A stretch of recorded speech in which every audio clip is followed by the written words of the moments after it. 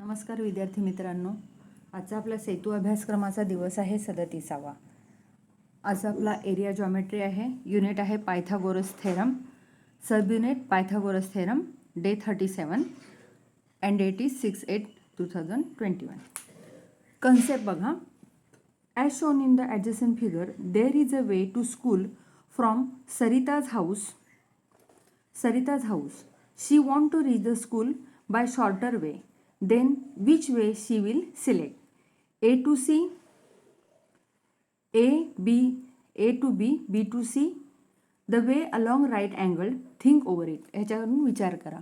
बघा आता तिला शाळेमध्ये जायचं, ती कशी जाईल? घरापासून ती A पासून C पर्यंत जाईल की A पासून B पर्यंत जाऊन B पासून परत C पर्यंत जाईल, म्हणजे काटकोनामध्ये जाईल. तर इथे बघा, surely your answer will be straight way A to C. तर आपल्याला माहिती आहे की असं पूर्ण वळसा मारण्यापेक्षा ती काय जाईल? स्ट्रेट A पासून C पर्यंत जाईल. म्हणजेच काय? As this straight way A to C is along the hypotenuse means the length of hypotenuse of a right angle triangle is less than the sum of lengths of other two sides. म्हणजे ह्या बाजूची length जी आहे ती ह्या दोन बाजूंच्या लेंथपेक्षा कमी आहे. तर पायथागोरस थेरम काय आहे बघा. Pythagoras was a great Greek mathematician who was the first to prove the theorem. It is named after him. Theorem of Pythagoras states that in a right angle triangle, the square of the hypotenuse is equal to the sum of the squares of the other two sides. म्हणजे कर्णाचा वर्ग हा या दोन काटकोन करणाऱ्या बाजूंच्या वर्गांच्या बेरजे इतका असतो. आता आपण हे पाहिलेलं आहे थेरम. तर आपण आता तो कसा प्रूव्ह होतो ते ॲक्टिव्हिटी करणार आहोत. पहिली ॲक्टिव्हिटी बघा. As shown in figure 1 from a card sheet cut out 4 identical right angle triangles. Show it sides A, B, C units. Using these 4 triangles form a square with side B + C. B + C side असलेला एक काय form करा? Square form करा. As shown in figure 2 and number the triangles properly. 1 2 3 4 अशी नावं द्या व्यवस्थितपणे आणि एक स्क्वेअर तयार करा. आता बघा, ॲज शोन इन फिगर 3 मध्ये दाखवल्याप्रमाणे change the position of triangles. ह्या ट्रायंगलची पोझिशन चेंज करा.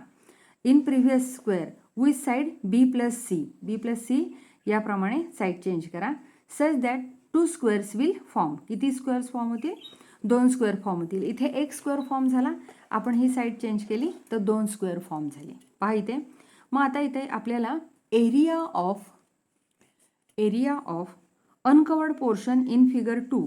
ह्या फिगर 2 मध्ये अनकवर्ड पोर्शन जो होता हा व्हाईट असलेला, त्याचा एरिया किती आहे? A² आहे. बरोबर आहे. आता दुसऱ्या 3 नंबरच्या फिगरमध्ये एरिया ऑफ अनकवर्ड पोर्शन किती आहे? पुन्हा B² + C². म्हणजेच A² is equal to B² + C². अशाप्रमाणे आपण पायथागोरस थेरम प्रूव्ह करू शकतो. आता इथे आणखीन दुसरी ॲक्टिव्हिटी आहे बघा.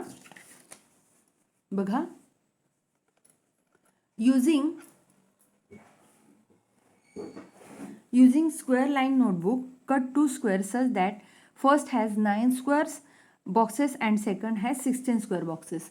म्हणजे आपल्याकडे स्क्वेअरची वही असते, तर त्यामध्ये 3 आणि 3 लांबी 3 रुंदी असलेले 9 युनिट स्क्वेअरचा एक स्क्वेअर कापा.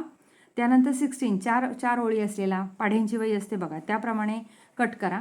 आता काय करा की as shown in the figure arrange the square such that their sides form a right angle and draw the hypotenuse to complete right angle triangle. आता काय करा, यांचा काय होईल? राईट अँगल फॉर्म होईल. याप्रमाणे त्या ठेवल्या. आता दुसऱ्या याच्यामध्ये पहा.